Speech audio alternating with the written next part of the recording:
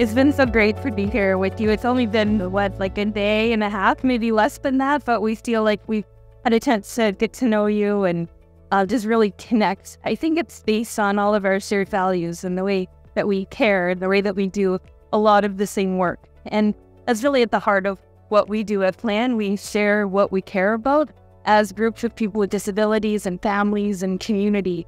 And one of the things that Bob talked a lot about was leadership. And I know that you're all in very significant roles of leadership in your communities, in your family. And one thing that Plan was able to do during the COVID-19 pandemic was to become a leader, not only in our communities, but around the world, as we talked about what people with disabilities have been practicing for 30, 40, 50 years. As we've moved out of institutions into communities, we learned how to stay connected. We learned how to build friends, how to fight off loneliness and isolation. And I'm sure it was the same in parts of the world where you live. All of a sudden, the first thing that we were hearing was socially distant. We quickly switched that to physically distant. You'll fit up, so you'll give the computer a bit of a nudge. What's going on? You stop. No, we just couldn't work on that. You built from. Okay, you turned. So during the pandemic, we were able to not only, as a network of people with disabilities and families, serve ourselves and our networks with a broad message broad. And we say it's going to be hard.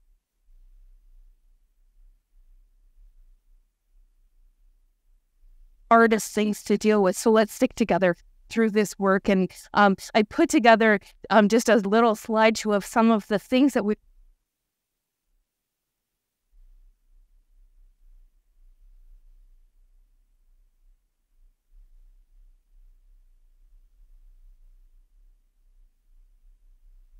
The disabilities were in a significant leadership position, and it was really interesting. We said, do the good things that come to your mind. If you're thinking about someone, give them a call. If you have something to share, leave it on their front porch. And use old school technology and new school technology to stay connected. And so this is on our website right now, because then I didn't want to take it down because it's so special to me. I haven't wanted to update our website yet. Awesome.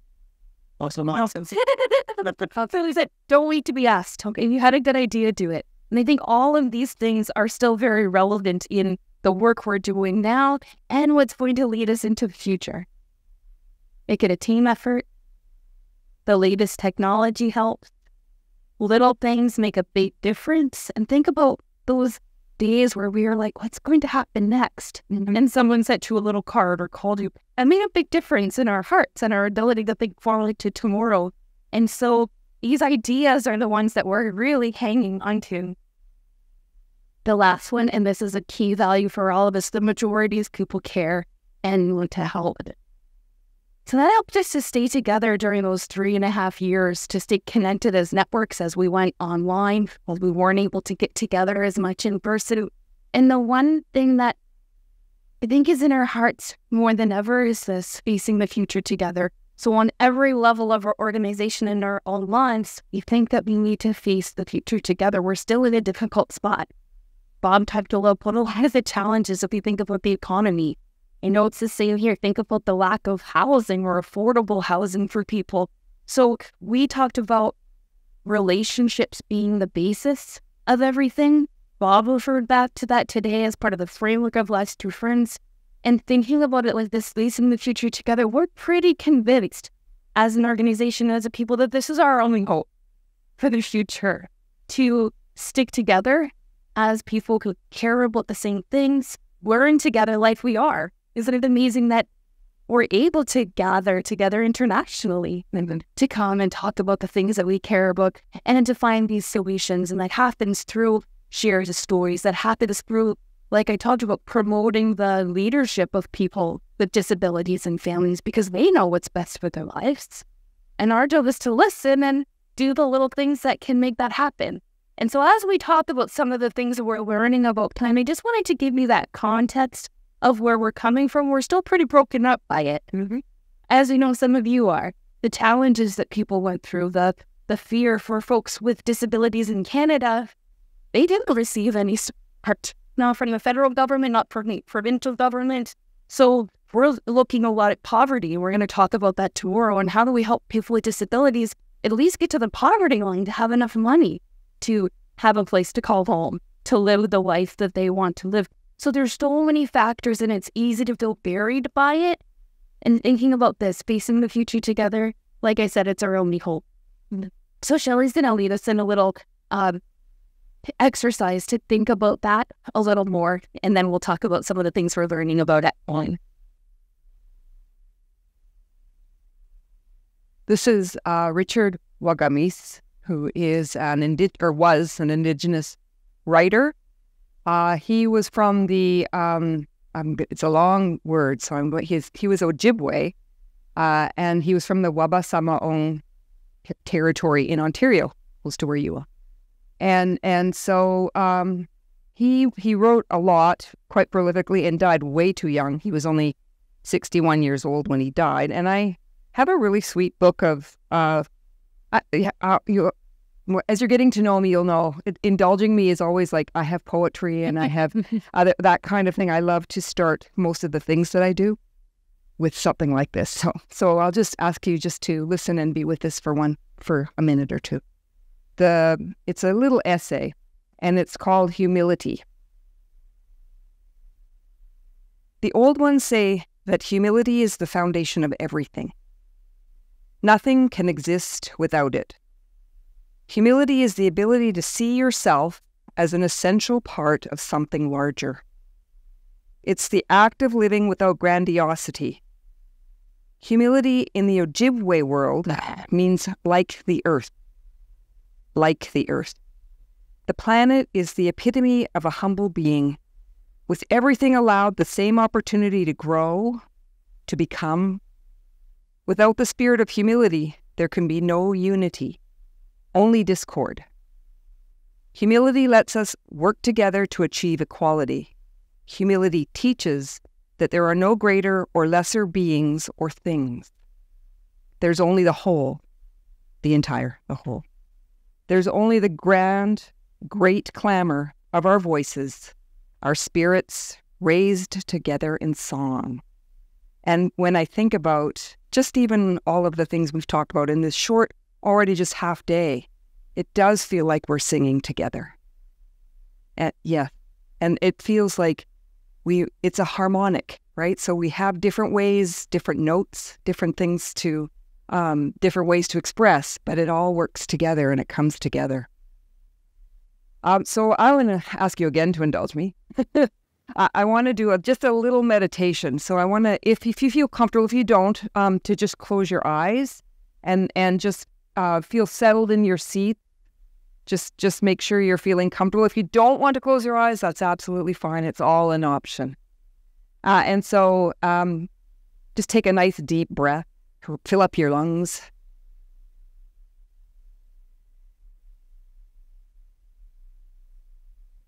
And maybe just one more deep breath. Breathe in and breathe out.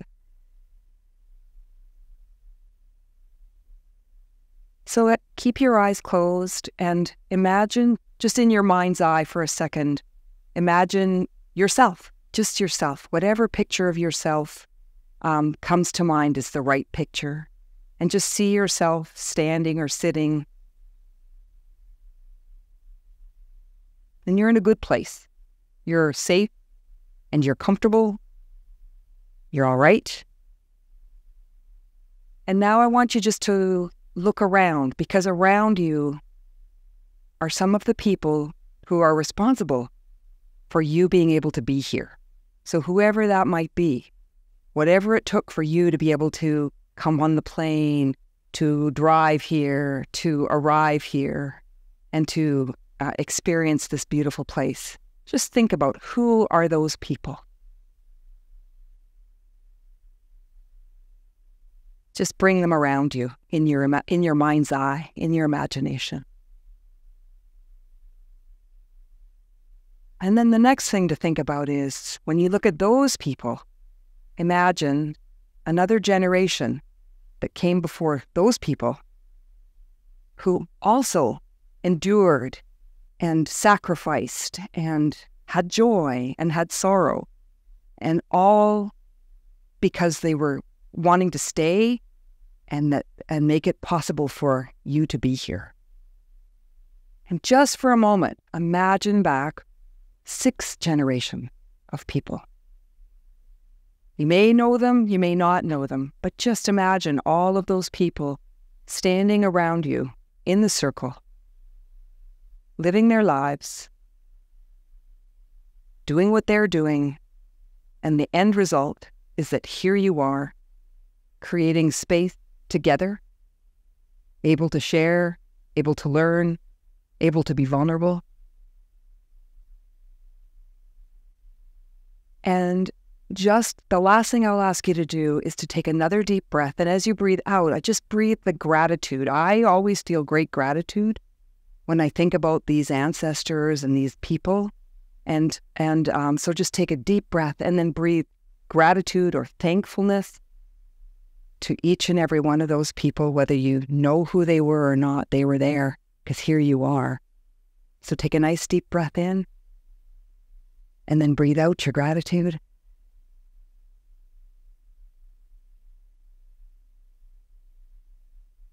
And then when you feel okay, you can say goodbye to them. They're going to stay in the room. They will stay. But come back to us.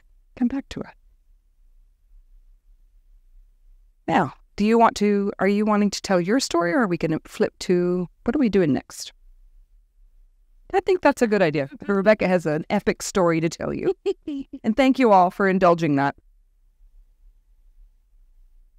Thank you, Shelley, for that time to think about the people who have helped us to be here and the people in our lives. And I think doing exercises like that is especially helpful because we can talk a lot about relationships. I can stand here for 5 hours and talk to you about the importance of relationships in our lives. I can sit with a family and say, you need to share what's going on with your life so people know how they can help.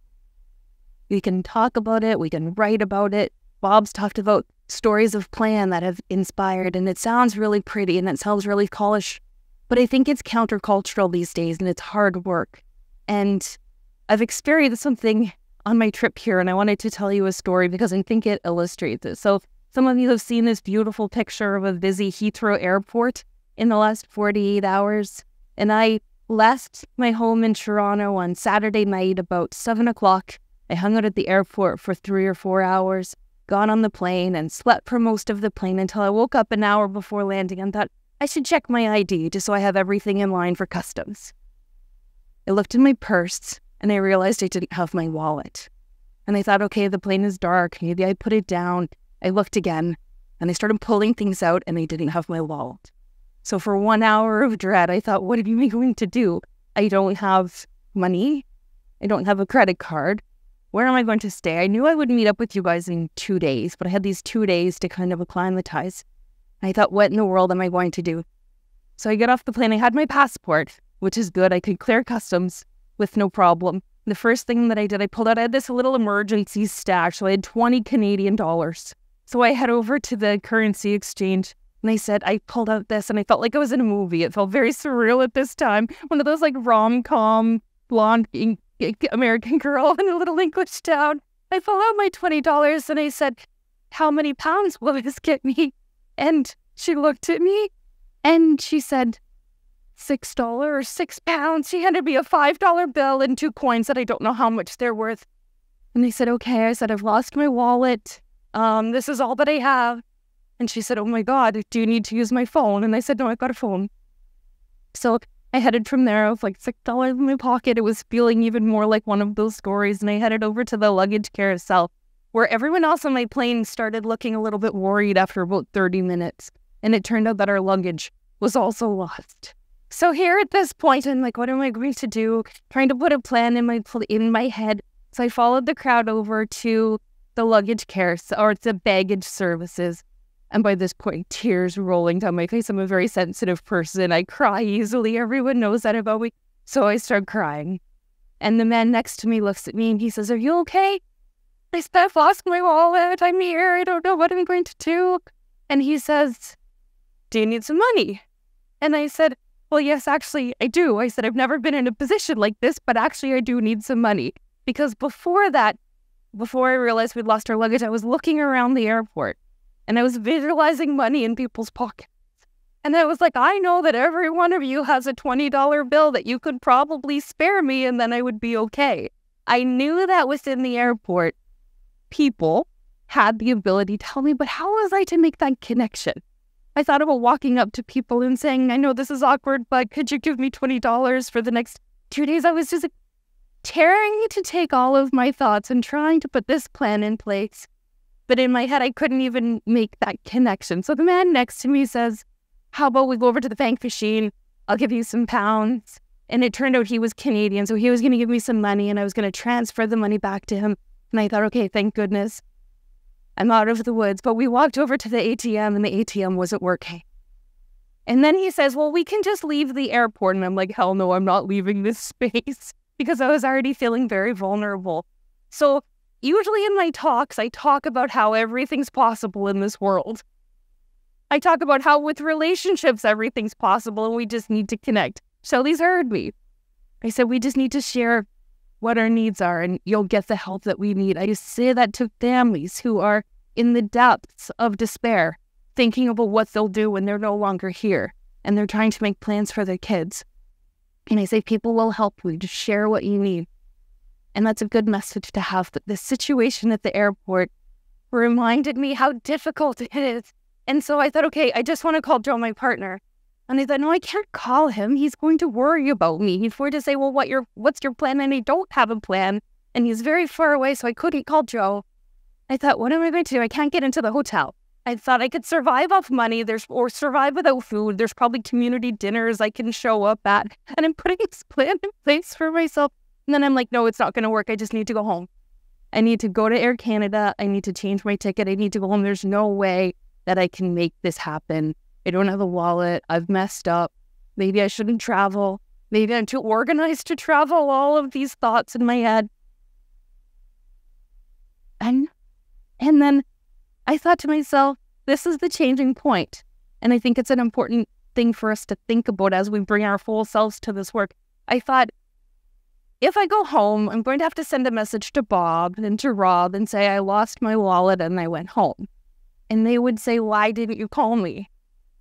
Bob would have said, why wouldn't you call me? I could have sent you money. I could have come. Rob would have said, I'm your identified person to make sure that everything goes smooth. Why wouldn't you call me? But the thought of calling someone was terrifying in that moment. I was paralyzed. I was anxious. I didn't want someone to feel like they had to take care of me because it was my problem for losing a wallet, but it wasn't a problem at all. These were just all of the things that were going through my head. So I eventually sorted out a solution. I was able to take my partner's credit card and put it on my phone. So I've been using Apple Pay and hoping for the best until I connected up with Shelley. But that moment, while I recognized all of my privilege in the situation, that I had a credit card, that I had people, that I was confident, that I was showing up as a middle-class white woman who people would probably believe if I said I need money, I recognized my privilege there. But as confident as I might seem, as much as this work is in my blood and in my life and in every day, in the moment, why couldn't I have called Bob? You know him. You know Rob. They would have helped. You would have. Probably if I put on social media, friends, I'm at Heathrow. Friends of friends would have been there in a minute. But this piece of being vulnerable, about sharing our needs, stopped me in my tracks to the point that I was ready to get on an airplane and go back 7 hours and miss out on this journey. And so the message that I wanted to bring as the preface for thinking about the work of plan and in our message and in these innovative solutions that we have is that while all of the possibilities exist, while together as people we have everything that we need to solve the problems, to change the policy, to create a world where we can all live and be ourselves and contribute in our community, we're working against the grain. Because this picture, we were all taking care of ourselves. We were all busy. We all had places to go. But again, if I held up a sign, I need $20, someone probably would have given it to me. But how do we make those connections? And there's so many questions. What would make it easier for us to share our deepest needs? In that moment, this is a kind of a silly example, but you can imagine my stress.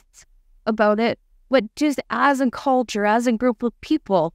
Someone talked about it today. We all have our rubbish. I think someone said we have the things in our lives that we don't share with other people. And as we think about the families and the people that we work with, we need to recognize that this work is hard. I also want to think about what's the role of friends and families compared to the role of formal systems. And my story shows this as well. I really wanted someone from American Express to walk in and hand me a new credit card or a bunch of traveler's checks like they used to. I said, okay, I have this credit card. They're supporting me in this. I called American Express and they said, okay, well, we can send you a new card to the hotel where you're staying at in 10 to 12 days. And I said, well, that's not going to help me. And sometimes systems are set up to do good things. American Express would have sent me the credit card, but it wasn't helping me. And so as we're planning with families, as we're listening and trying to understand the context that we're in, sometimes systems have a very important role in people's lives, but they don't have the ability to be flexible. They don't have the ability to be agile. American Express couldn't have figured out how to actually print me a card and bring it to me in that moment by no fault of their own. So especially hearing about some of the really creative and innovative supports that some of you are providing as service providers, that's incredible. But you have a very specific job to do, and it's not to love the people. It's not to help them experience belonging. That's the role of friends and relationships. But unfortunately, there's not a lot of focus that goes into that. And I have, I don't know where they went, but we're doing a research study right now. Now, I'll give them to you after. We're working with a university in Ontario called Queen's University, and it's looking at the balance between formal and informal supports. So we're looking at the academic literature and how really there's no focus on natural support or the role of friends in a relationship. It doesn't exist in Canadian, American, or European literature. So we're trying to change that. If we're thinking about the millions of dollars that go into the system to help people keep people safe, but we know, like we've been talking about, that the basis of all of our safety and security and ability to live and build a good life rests on friends and relationships. How do we create that culture for ourselves and for the people we care about that we're planning with so that they can achieve that? So come connect with me after if you're interested in this study, because we'd love to hear your stories and incorporate that as well.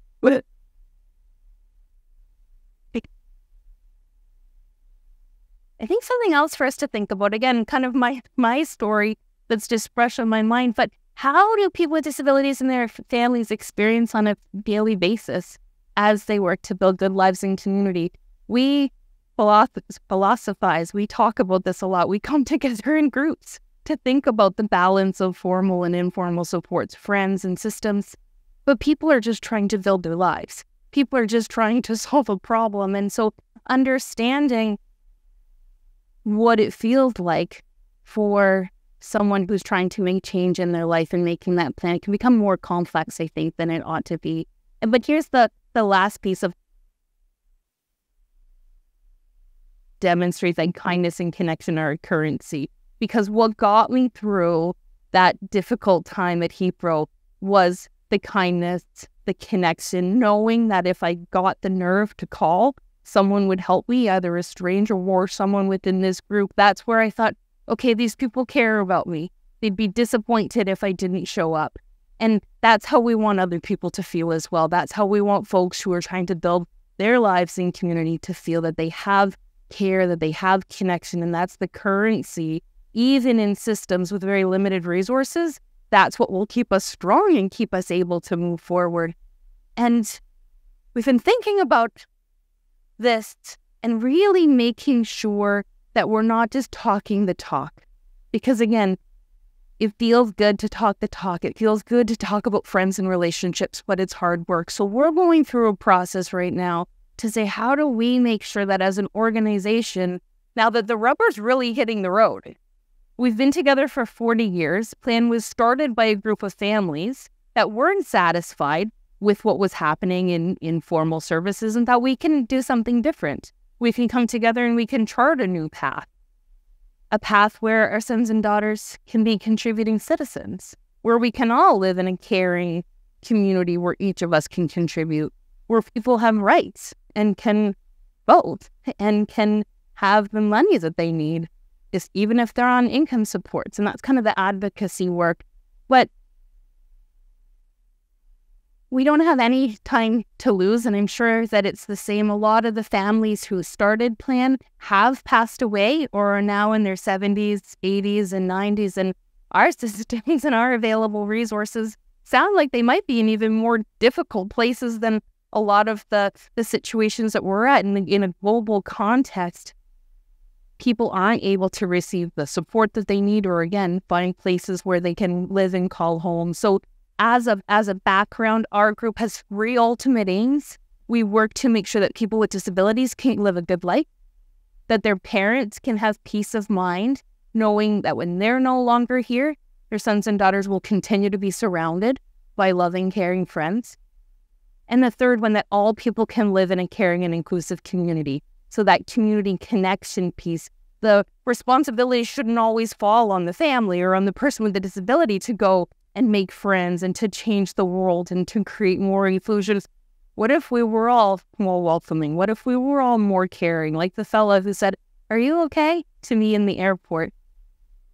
And we don't have any time or space, I'd say, for pretty words or for rhetoric. And so we're really looking at all of our processes. We're looking at the things that we've talked about.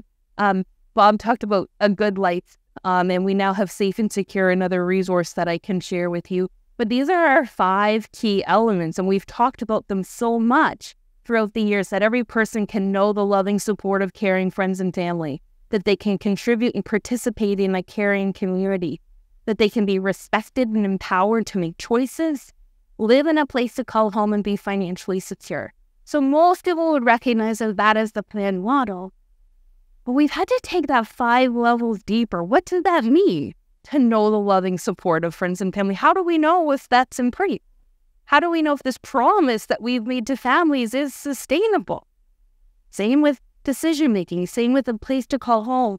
So we've gone through, and if this is what we're working on, we're looking to clearly articulate the role of friends in relationships, and then we're adjusting our processes to make sure that everything that we do involves the people's network. And we're going to look at some of the changes that we've made. So the first one is knowing the loving supports of friends and family. If someone knows the loving support of friends and family, here's the things that will probably be in place. Here's are the indicators, or here's some of the clues that will help us. That they'll have a network of friends who are actively involved and engaged in their life. That their network provides a sense of belonging and companionship. That they provide practical support when they need it. That the network helps to make sure that they have good physical health and mental health. This 5th one is very important, that the parents and other people who play important and specific roles in my life have written plans in place so members of my network can step in when changes happen. Families have always asked, what happens when I'm gone? Sometimes we call it the 3 o'clock question, but as we're all getting older, we're realizing that in most cases, we're not here today and gone tomorrow. There's this gradual and sudden process of aging and becoming less able to be as involved in our family members' lives as we were. And so the work that we're doing now, and the reason we're needing to articulate this so clearly, is part of the succession, understanding the roles that parents and family play in inviting network members into those important and specific roles. And this 3rd one, a community connector, a facilitator, a support worker, whatever you want to call it, is available to help define goals and priorities and help coordinate support from the network. It was really hard for me to think about walking up to someone and saying, "Can you please give me 20 pounds? But if Shelley was there and she couldn't help me, she could have said, "This woman over here, she needs some help. Can anyone help?" And she had no skin in the game. She wouldn't get even more upset if they said no. So the role of a helper or connector is really important in this work. And we won't go through all of the indicators, but I want to go through enough of them so you get a sense of what I'm talking about here. We can talk about what we're working on, what we want to achieve. Well, what does that look like? In a way that's flexible enough that everyone can associate. Everyone's life is different. the work that people are doing in their life is different, what they want to achieve, what resources is available, but not just settling for the words or kind of a planning process, but getting into the nitty-gritty of it. So if a person contributes and participates in the community, they'll feel a sense of belonging, feel accepted. They'll spend time in community and have meaningful connection. So that's not just going to the swimming pool every Tuesday at 10. That's going to the swimming pool and recognizing the girl that takes your ticket, knowing the lifeguard's name, having someone say, hey, you weren't here last week, I missed you. So not just going and being in community, but being of the community and being an important part in other people's lives as well. I think for people to have an opportunity to share their wishes and dreams and desires. And Bob, I was happy to hear you talk about the starting place. Tell me what matters to you. What kind of life is it? What are we headed for? What are we skating for? Being respected and empowered to make decisions is a really important one in Canada right now. I'm not sure what it's like in the countries where you live, but in most of the provinces of Canada, there's no alternative to guardianship. So people either have full capacity to make decisions or they have zero capacity to make decisions for themselves. In British Columbia, we have supported decision-making in place. But as parents who are filling that role of supporting in finances, supporting in personal care decisions, as they're passing away, only option people have is guardianship. And that takes away the rights and the abilities of the person to make some of their own decisions. And so as we're working on big advocacy issues, like I said, right now we're looking at poverty, ensuring that people have enough money. This is becoming even more important to think about. But again, what does that mean? If a person is empowered to make their decisions, it means that they make choices and decisions about things that affect their life, that their decisions are respected by people around them.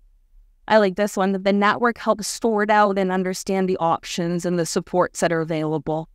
And the last one, that there's a formal decision-making agreement in place. And in the next couple of days, I'd love to hear how things are in the different places where you live, because I think that this is one where we're really needing to see kind of where is it happening well and how can we replicate that in people's lives. Choosing a place to call home. My home reflects my unique needs and interests. I receive the necessary support to live happily and safely in my house. And I was telling Neil this yesterday. Right now, it's really hard in British Columbia for people to get the funding that they need for support workers. Typically, somebody at the highest level might get 17.5 hours of support per week.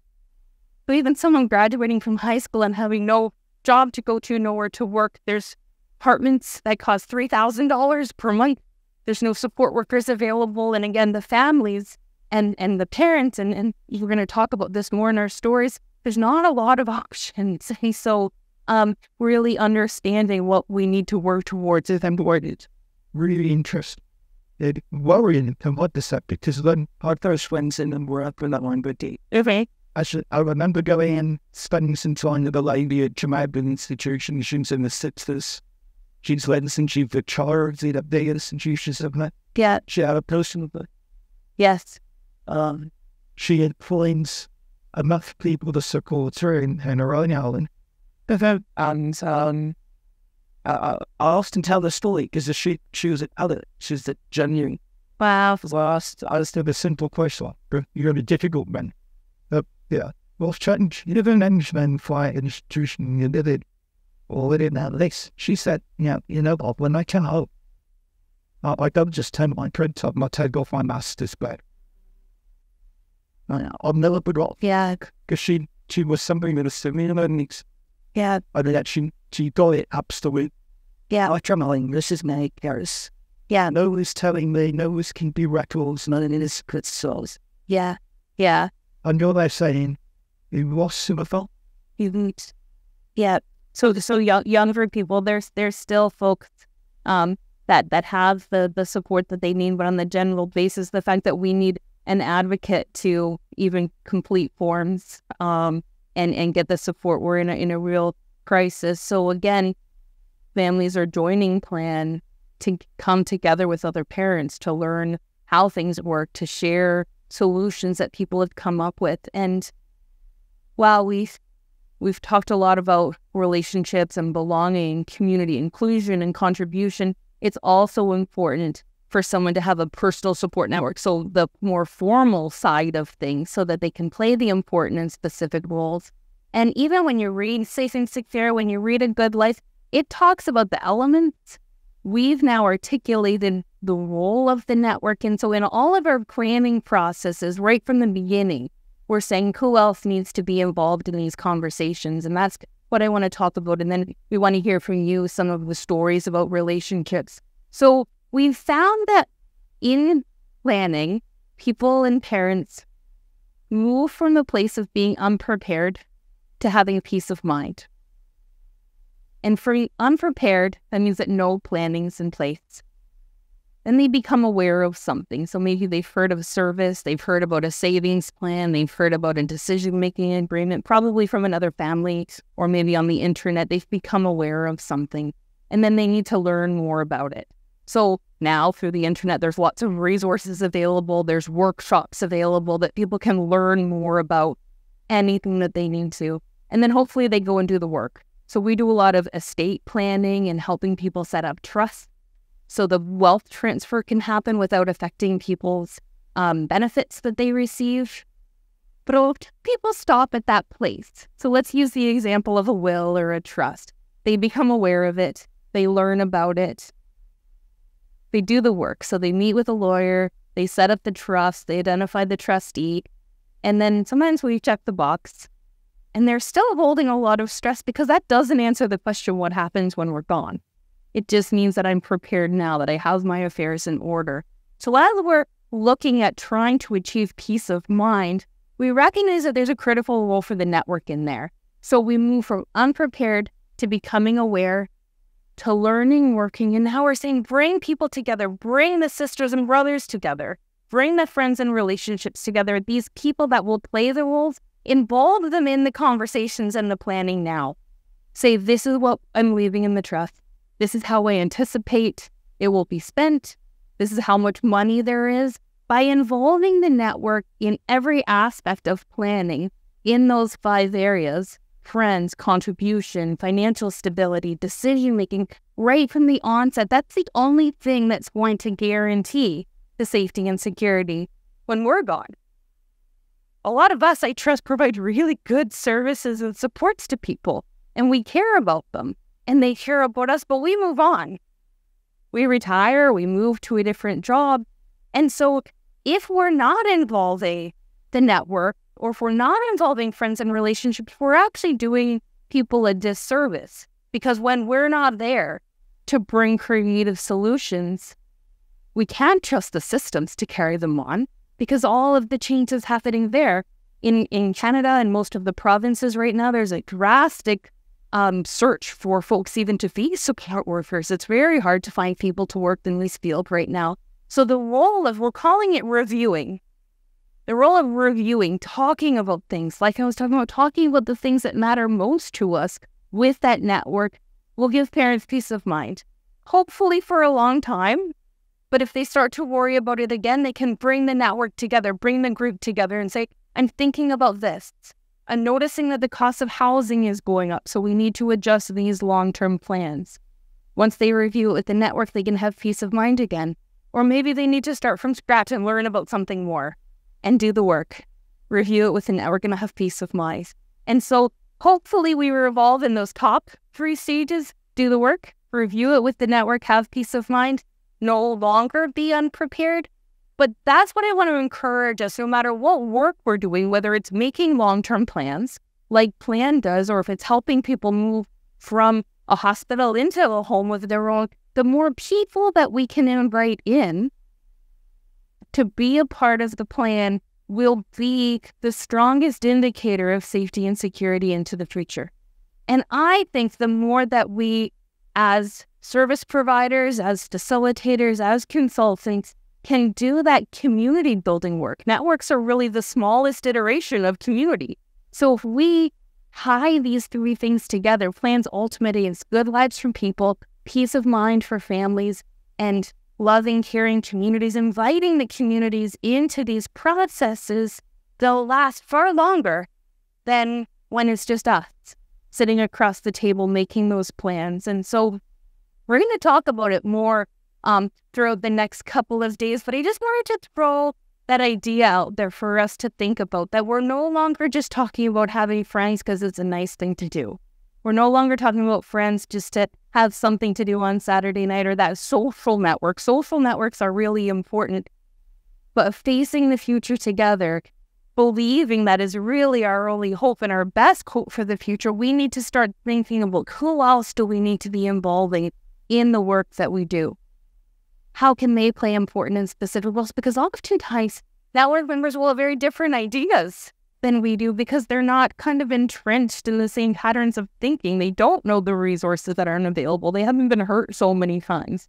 So they'll come in with new energy and ask different kinds of questions. And so this stages of planning and the moving from unprepared to peace of mind is a new future planning model that we're working on, that we're learning. And so far, families really appreciate just being able to kind of pinpoint where they're at and what they can do next. So I'll stop there and invite Shelley to come up, and we're going to talk about some stories of relationships. But before that, does anyone have any questions about that higher level overview of the unprepared to peace of mind planning process? Exercise to frequent feats will expand that how the representation agreements in British Columbia. So in concern is a strategic thing that particularly decide that actually and therefore we can't take that stuff to do it.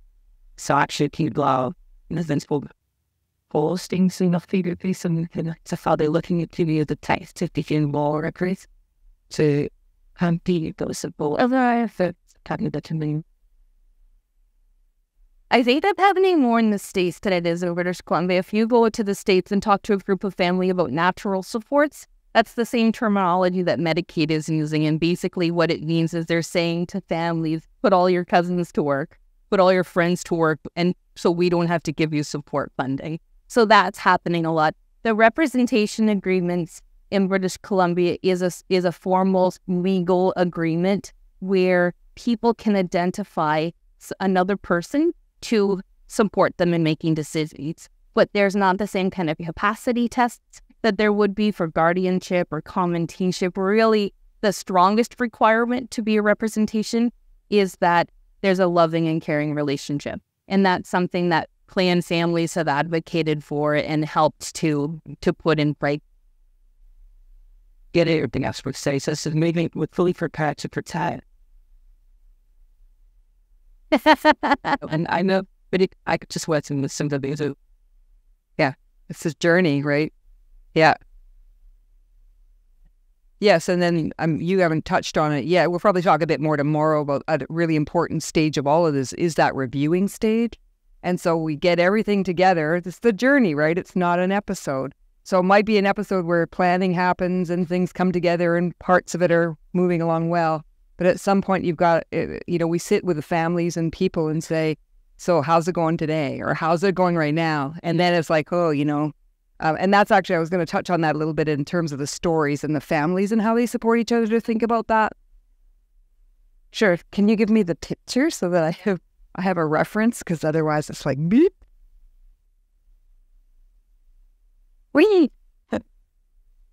So this is a storytelling organization, right? Plan is based on 40 years of stories from people who've had 40 years or more, even before that, in terms of building stories, doing what works, finding out what doesn't work. All of those things are very powerful. And what happens often, if you remember back to Becky's story about being in the airport and then all of the options just kind of fell out of her head because there was so much going on and she didn't have a quick and natural way to say, wait, so I'm going to do this, right? And so families can help each other and this is really one of the things we make a lot of space for. So we're not the experts, we're the conveners. We work facilitatively. We hold the space. We might bring the cookies, or we might say, who's going to bring the cookies, right? it seems like such a cheap job in a way, right? And so it falls to us to ensure that we're holding it, but everyone else comes in. So part of what I get to do, again, very fortunate to be able to do this work, is to convene some groups of families. We make that open, and we get together regularly. And over the pandemic, we did more of it online. We did all of it online, I guess, for a period of time, which showed us that there was still an appetite.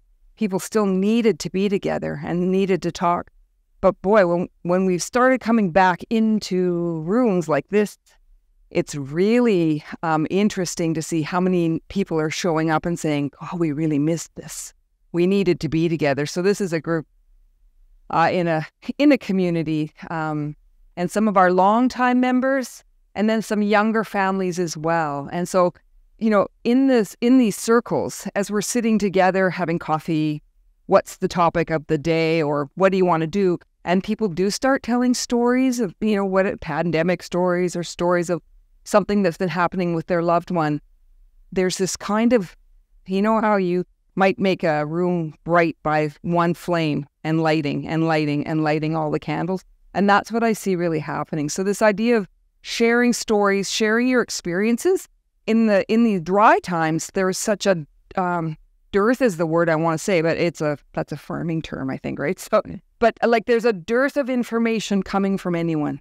But families, they know, and families share because they know what it's like to be out there in the middle of the field where they don't know what to do, or in the airport where they don't know what to do. And so it's really a key principle about the way we operate as a storytelling organization.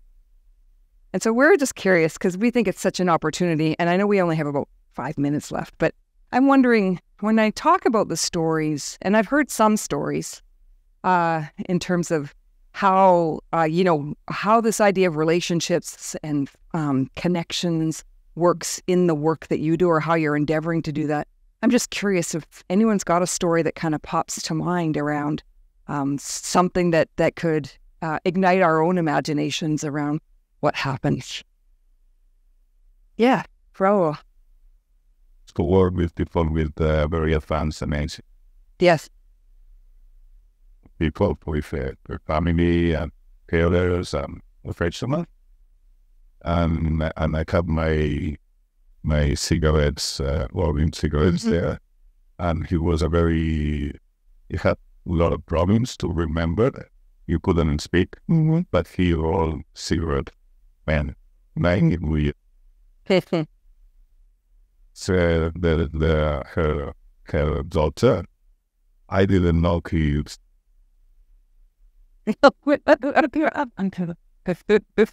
We tried to ask her next week, give us more information, and then she said, "Now we know." Next week, she said, "Now we know."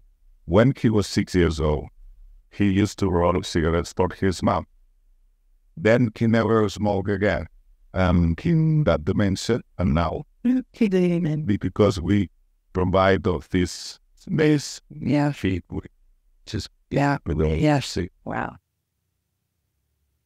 it's a wonderful story. Yes, that idea that in any given moment, that key can be just the connection to something. Yeah, very powerful. Yes, for sure. Yeah. Beautiful. Thank you. One of the, as Becky was saying earlier, one of the things that, of course, is happening now is those families 40 years ago are now, it's starting to become the real story.